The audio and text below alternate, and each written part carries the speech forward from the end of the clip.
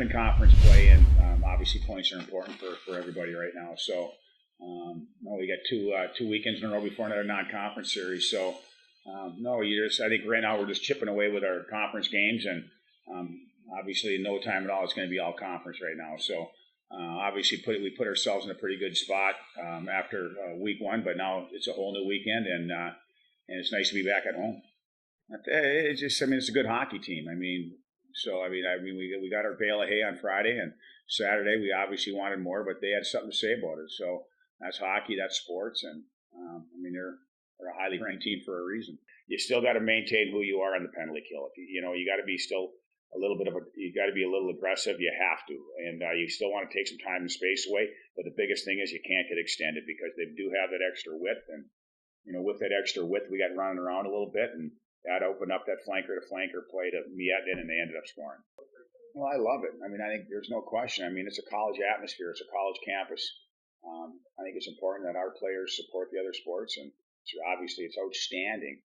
It's a great feel-good when the other sports are supporting you. So, that's what we're about. That's what any college campus is about, but especially at Bemidji State, when our athletes are pretty tight. There's a lot of interactions, and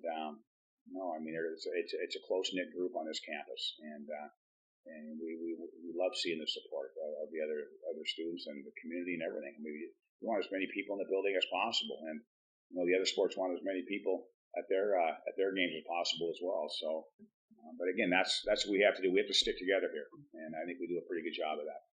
I don't know. I don't look at rivalries. I don't know what the rivalries. I know a couple teams in our league where there's probably strong rivals.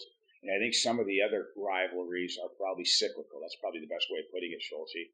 I don't know if the Avalanche and Detroit are like they were back in the late 90s and early 2000s is what I'm getting at. That was the most heated rivalry in the National Hockey League. They just did an E60 on it. So, and I don't know that, I'm just spitballing, but at the end of the day, some rivalries are always going to be there, and a lot of them are just going to be geographical rivalries. I think we realize that.